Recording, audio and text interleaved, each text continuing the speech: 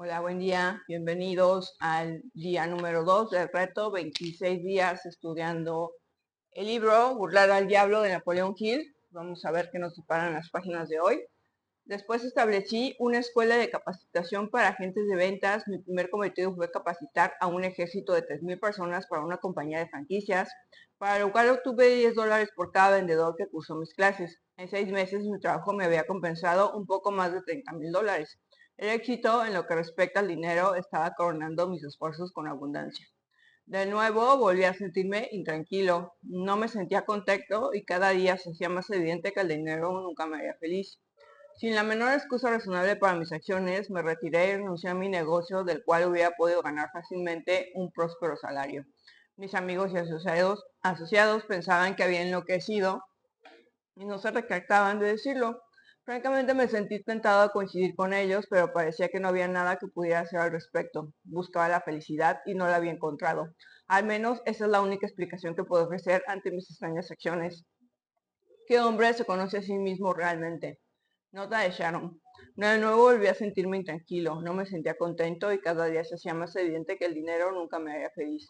Pude haber escrito esto de mí misma hace algunos años, pero al tomar la decisión de abandonar cierta situación que si bien resultaba financieramente reconfortante, no se ajustaba a mi misión personal, se abrieron nuevas puertas de oportunidades para mí. Resultó ser la mejor decisión de mi vida profesional. ¿Te acuerdas de algún momento en tu vida en que tomaste una difícil decisión, pero que sabías que había sido la correcta, aunque otros te cuestionaran?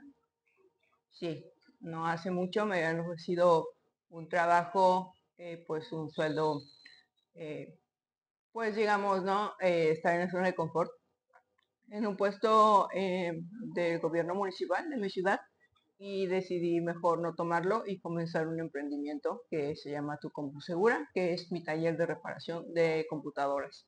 Pero bueno, continuamos con el libro.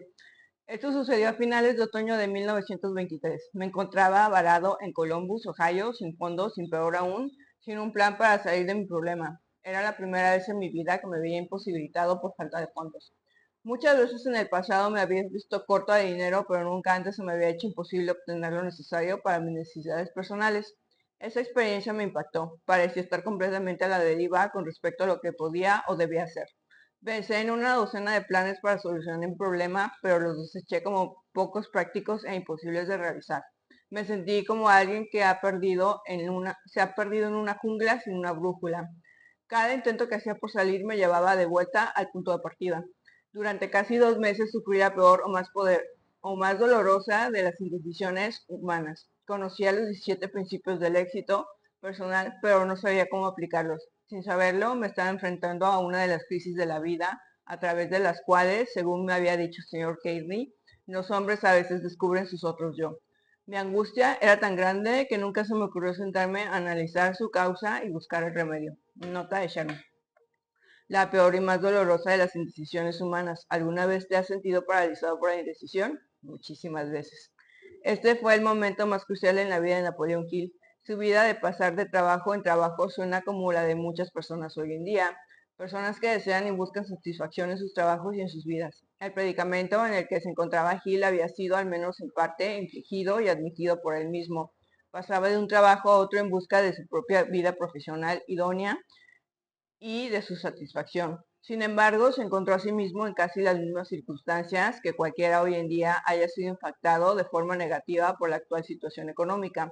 Gil sacó provecho de su fracaso temporal al utilizarlo como una escuela para obligarse a pensar y a analizar y descubrir su otro yo. Si las circunstancias económicas te han asestado un golpe, también tú puedes utilizarlo como una palanca y una motivación para descubrir tu otro yo. El fracaso se convierte en un triunfo. Una tarde tomé una decisión que me sacó de la dificultad. Tenía la sensación de querer salir a los espacios abiertos del país, en donde podía respirar aire fresco y pensar. Comencé a caminar y cuando había avanzado 7 u 8 kilómetros, de pronto me sentí paralizado. Durante varios minutos me quedé ahí parado como si estuviera adherido al camino. Todo a mi alrededor se oscureció y podía escuchar el fuerte sonido de la energía que vibraba a un rango muy alto. Mis nervios disminuyeron, mis músculos se relajaron y me invadió una enorme inquietud. La atmósfera comenzó a despejarse y conforme sucedía recibí una orden proveniente de mi interior y que surgió en forma de pensamiento. Es la forma más precisa en la que puedo describirlo. La orden era tan clara y distinguible que no podía malinterpretarla. En esencia decía, ha llegado el momento en que completes la ideología del éxito que iniciaste a sugerencia de Kearney. Regresa a casa de inmediato y comienza a transferir de tu mente a manuscritos la información que has reunido. Mi otro yo había despertado. Durante algunos minutos me sentí asustado. La experiencia no se parecía a ninguna que hubiera vivido antes. Di la vuelta y caminé rápidamente hasta llegar a casa. Al aproximarme a casa, observé a mis 3 hijos mirando por una de las ventanas, a los hijos de nuestro vecino, quienes estaban vistiendo un árbol de Navidad en la casa contigua. Entonces recordé que era la época navideña. Es más, recordé con una profunda sensación de angustia que nunca antes había experimentado, que no habría un árbol de Navidad en nuestras casas. La mirada de desilusión en los rostros de mis hijos hizo que me percatara dolorosamente de ese hecho. Entré a casa, me senté ante la máquina de escribir y comencé de inmediato a convertir los escritos, mis hallazgos sobre las causas del éxito y del fracaso. Al colocar la primera hoja en la máquina de escribir, me vi interrumpido por la misma sensación que me había inundado al encontrarme al aire libre unas horas antes, y entonces vino a mi mente este pensamiento. Tu misión en la vida es completar la primera ideología mundial sobre el éxito personal. Has estado tratando en vano de escapar a tu tarea y cada esfuerzo que has hecho te ha llevado al fracaso.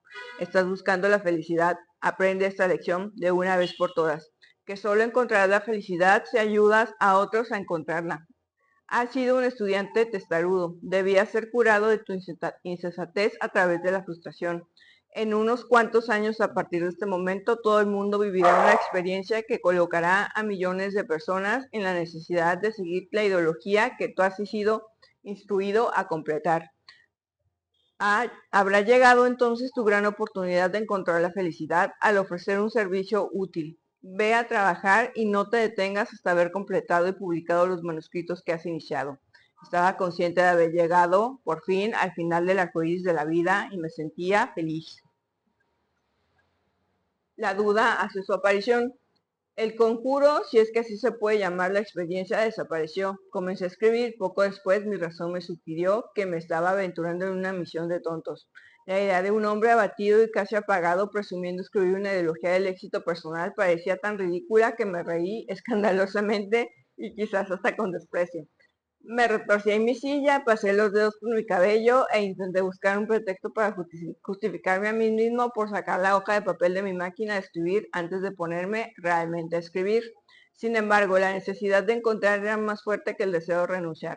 Me reconcilié con mi tarea y seguí adelante. Nota de Sharon. La necesidad de continuar era más fuerte que el deseo de renunciar. ¿Recuerdas ese momento en el que deseabas renunciar pero algo te obligaba a seguir adelante? Puede haber sido tu otro yo. Viendo ahora en retrospectiva, a la luz de todo lo que ha pasado, puedo ver que todas esas pequeñas experiencias de adversidad por las que he pasado se encuentran entre mis experiencias más afortunadas y provechosas. Fueron bendiciones ocultas porque me obligaron a seguir trabajando, lo cual finalmente me brindó la oportunidad de convertirme en alguien más útil para el mundo de lo que hubiera sido si hubiese triunfado en cualquier otro plan o propósito. Durante casi 3 meses trabajé en esos manuscritos, completándolos durante los primeros meses de 1924. Tan pronto como estuvieron terminados, de nuevo me sentí tentado por el deseo de volver al gran juego americano de los negocios. Sucumbiendo al encanto, adquirí el Metropolitan Business College en Cleveland, Ohio, y comencé a hacer planes para aumentar su capacidad. Para finales de 1924 habíamos crecido y nos habíamos expandido añadiendo nuevos cursos hasta que estábamos creando un negocio con casi el doble del mejor récord anterior de la escuela que la escuela hubiera alguna vez conocido. De nuevo el virus del descontento comenzó a hacerse sentir en mi sangre. De nuevo supe que no encontraría la felicidad en ese tipo de misión. Entregué el negocio a mis socios y me concentré en la plataforma del discurso, ofreciendo conferencias sobre la ideología del éxito a la organización a la cual le había dedicado muchos años anteriores. Una noche tenía programada una conferencia en Canton, Ohio. La suerte, o lo que a veces parezca configurar el destino de los hombres sin importar cuánto luche contra él, de nuevo hizo su aparición en el escenario y me colocó frente a frente con una experiencia dolorosa. Entre mi audiencia de Canton se encontraba Don R. Mellett, editor de la Daily News de Canton. El señor Mellett me interesó tanto en la ideología del éxito personal sobre la que hablé esa noche que me invitó a reunirme con él al día siguiente. Esa visita resultó en un acuerdo de sociedad que tendría lugar el primer día del siguiente mes de enero, cuando el señor Mellett planeaba renunciar como editor de Daily News para hacerse cargo del negocio y de la promoción de la ideología sobre la que yo estaba trabajando. Sin embargo, en julio de 1926, el señor Mellett fue asesinado por Pet McDermott, un personaje del inframundo, y por un policía de Canton, Ohio, quienes fueron sentenciados a cadena perpetua. Fue asesinado por exponer en su periódico una conexión entre los contrabandistas y varios miembros de la fuerza policíaca de Canton.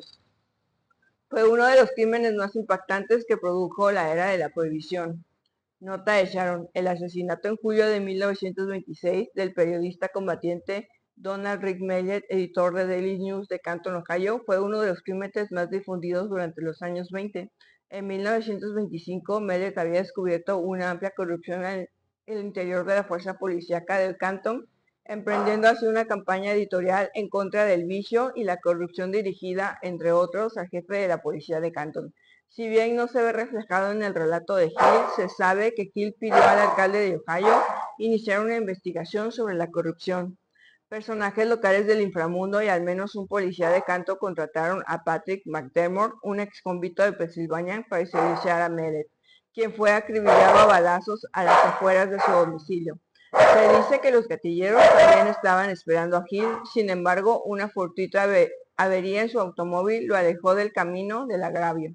El New York Times informó en el artículo del 17 de julio de 1926 titulado "Más amenazas de muerte para el asesinato del editor de Canton", que los ciudadanos de Canton señalaron: "Estamos aterrorizados por las amenazas de más asesinatos por parte de los jefes de apostadores, contrabandistas y otros criminales". Tal y como lo relató Hill al enterarse del asesinato de Mellett y tras haber recibido una advertencia anónima para salir del país, se dirigió a Virginia Occidental, en gran parte gracias al trabajo de un detective privado contratado por el fiscal del condado de Stark, McDermott. Dos gatilleros de la localidad y un detective de policía fueron finalmente acusados del asesinato de Mellett. La casualidad salvó mi vida. A la mañana siguiente del asesinato del señor Mellett, recibí una llamada telefónica anónima para avisarme que tenía yo una hora para salir de Canton. Podía irme de manera voluntaria en el lapso de esa hora, pero que si me esperaba más tiempo, seguramente me iría en una caja de pino. Mi sociedad mercantil con el señor Mellett aparentemente había sido malinterpretada. Sus asesinatos evidentemente creían que yo estaba directamente conectado con la denuncia que él estaba haciendo en sus diarios. No esperé a que terminara el plazo de una hora, sino que de inmediato subí a mi automóvil y conduje hasta la casa de unos familiares en las montañas de Virginia Occidental, en donde permanecí hasta que los asesinatos fueron encarcelados, aproximadamente unos 6 meses después.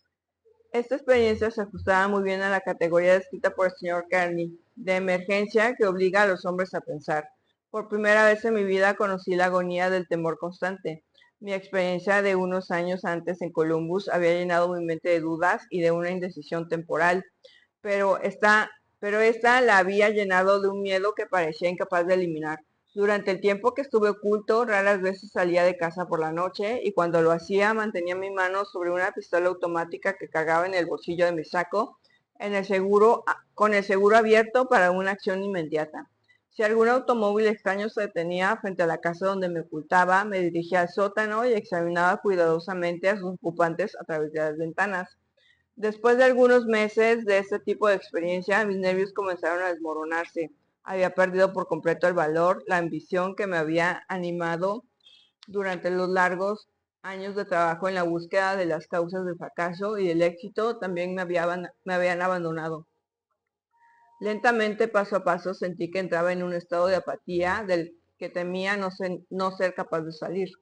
Esa sensación de haberse parecido mucho a la que experimenta aquel que de pronto cae en arenas movedizas y se da cuenta de que cada esfuerzo que hace por salir lo hunde cada vez más profundo. El miedo es un pantano de uno mismo que uno mismo crea. Si la semilla de la locura estuviera en mi organismo, seguramente hubiera germinado durante esos 6 meses de muerte de vida. Una absurda indecisión, sueños inciertos, duda y temor era lo que ocupaba de mi mente noche y día. La emergencia a la que me enfrenté resultó desastrosa de dos maneras. Primero, la naturaleza misma de esta me mantuvo en un constante estado de indecisión y miedo. En segundo lugar, el ocultamiento obligado me mantuvo en la ociosidad, con su conminante pesadez del tiempo, lo cual obviamente me preocupaba. Mi capacidad de razonamiento casi se había paralizado y me di cuenta de que yo mismo debía esforzarme por salir de este estado. Pero como el ingenio que me había ayudado a enfrentar todas las anteriores emergencias parecía haberse desaparecido por completo, dejándome indefenso. De entre todas mis dificultades, que parecían ser lo suficientemente agobiantes hasta ese punto, surgió una más que parecía ser más dolorosa que todas las demás juntas. Fue al darme cuenta que había pasado mis mejores años persiguiendo un arcoíris, buscando aquí y allá las causas del éxito y viéndome a mí ahora más desvalido que cualquiera de las 25,000 personas que yo había juzgado como fracasos. Este pensamiento era casi enloquecedor. Además era extremadamente humillante porque había estado ofreciendo conferencias por todo el país, en escuelas y universidades y ante organizaciones mercantiles, presumiendo de decirles que cómo aplicar los 17 principios del éxito, mientras que aquí estaba incapaz de aplicarlos yo mismo. Estaba seguro de que jamás podría volver a enfrentarme al mundo con una sensación de confianza. Cada vez que me veía en un espejo notaba una expresión de autodesprecio en mi cara y no pocas veces le dije al hombre en el espejo cosas que no se pueden imprimir.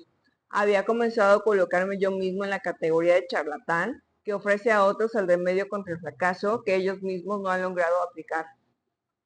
Los criminales que habían asesinado al señor Mellet habían sido juzgados y enviados a la cárcel de por vida, por lo tanto era perfectamente seguro en lo que a ellos respecta que yo saliera de mi escondite y reanudara mi trabajo. Sin embargo, no podía salir porque ahora me enfrentaba a circunstancias más atemorizantes que los criminales que me habían obligado a ocultarme.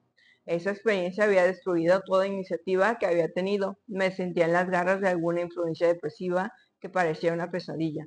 Estaba vivo, podía moverme, pero no podía pensar en un solo movimiento mediante el cual pudiera seguir con la meta. A su urgencia del señor Kearney, que me había impuesto, me estaba volviendo apático, no solo hacia mí mismo, sino aún peor, me estaba volviendo gruñón e irritable con aquellos que me habían ofrecido un techo durante mi emergencia. Me enfrenté a la mayor emergencia de mi vida, a menos que me haya pasado por una experiencia similar, no podrá saber cómo me sentía. Este tipo de experiencias no se pueden describir, para entenderlas deben sentirse. Y bueno, pues por aquí le vamos a dejar por hoy, hasta la página 29. Ya mañana continuaremos en la 30. Y nada, gracias por la lectura de hoy. Si gustan adquirir el libro, pues pueden encontrarlo en sus librerías locales o en internet. Yo lo compré a través de Mercado Libre. Y pues nada, suscríbanse. Compartan la playlist, inicien el reto, pues parece un libro bastante prometedor y nos vemos mañana para continuar en el tercer día. Gracias, tengan un buen día, chao.